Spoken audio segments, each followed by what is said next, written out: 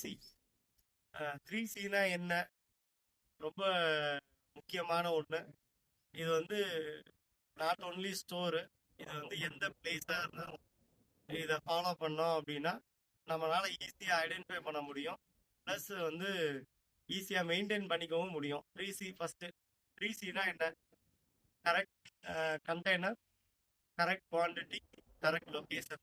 So correct container வந்து எந்த கண்டெய்னரில் நம்ம ஸ்டோர் பண்ணி வைக்கிறோம், இது எனஃபாக இருக்குமா, எவ்வளோ வெயிட் வந்து விஸ்டாண்ட் பண்ணும், ஒரு மேன்னால ஹேண்டில் பண்ண முடியுமா, இல்லை ஃபோர் கிளிப்னால தான் ஹேண்டில் பண்ணணுமா, ஸோ கண்டெய்னர் சைஸ் என்ன, கண்டெய்னர் கலர் என்ன, கண்டெய்னரோட ஐடென்டிஃபிகேஷன் என்ன, ஸோ இது எல்லாமே வந்து ரொம்ப ரொம்ப important. Container size, colour, container வந்து என்ன வெயிட்டு, அது எந்த இடத்துல வந்து நம்ம லொக்கேட் பண்ண போகிறோம், ஸோ இதை பேஸ் பண்ணி அந்த கண்டெய்னரோட சைஸ் வந்து ஐடென்டிஃபை பண்ணியிருக்கோம். ஸோ கண்டெய்னர் அப்படின்னாலே கரெக்ட் கண்டெய்னர் வந்து அந்த பாட்டுக்கு நம்ம செலக்ட் பண்ணியிருக்கோமா அப்படின்றதான் ஃபர்ஸ்ட். ரெண்டாவது கரெக்ட் குவான்டிட்டி.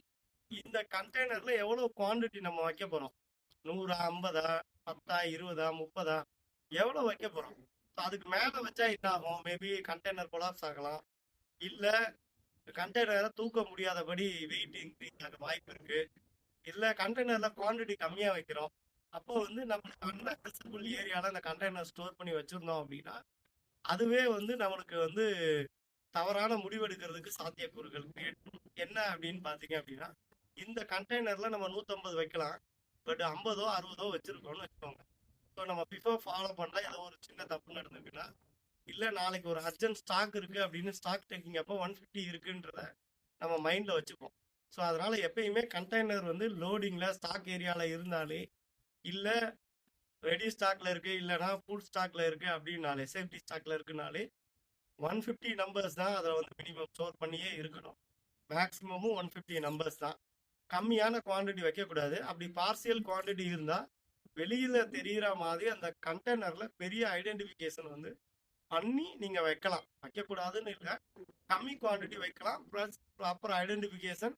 அது மட்டும் இல்லை, கன்சம்ஷனில் வந்து ஃபர்ஸ்ட் கன்சம்ஷன் பிஃபோரில் வந்து அதை ஃபர்ஸ்ட் எடுக்கிற மாதிரி பிளான் பண்ணி வைக்கணும்.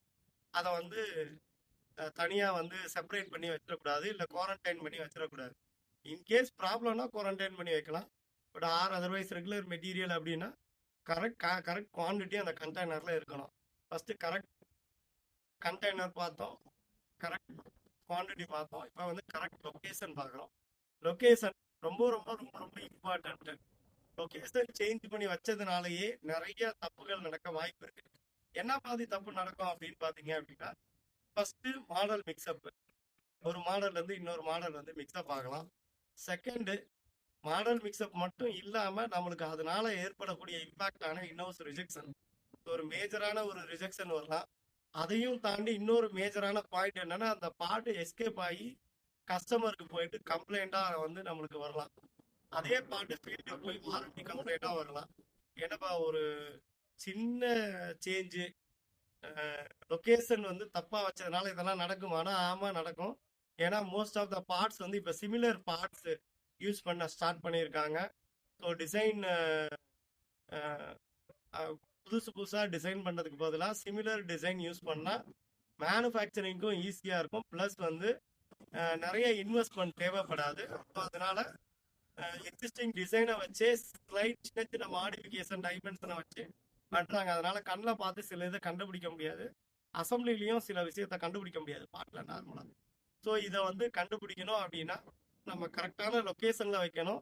So correct container, correct quantity, correct location, இந்த மூணுமே வந்து ப்ராப்பராக இருக்கணும். அப்படி ப்ராப்பராக இருந்தது அப்படின்னா நம்ம ப்ராசஸும் சரியான முறையில் வந்து ஃபாலோ பண்ணுவோம், ப்ளஸ் நம்மளுக்கு இதனால வர ஃபியூச்சர் இம்பேக்ட்ஸு, லாஸஸ் எல்லாத்தையுமே எலிமினேட் பண்ணுவோம்.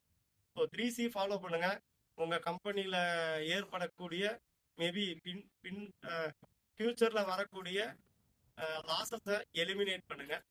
Always think positive. தேங்க்யூ.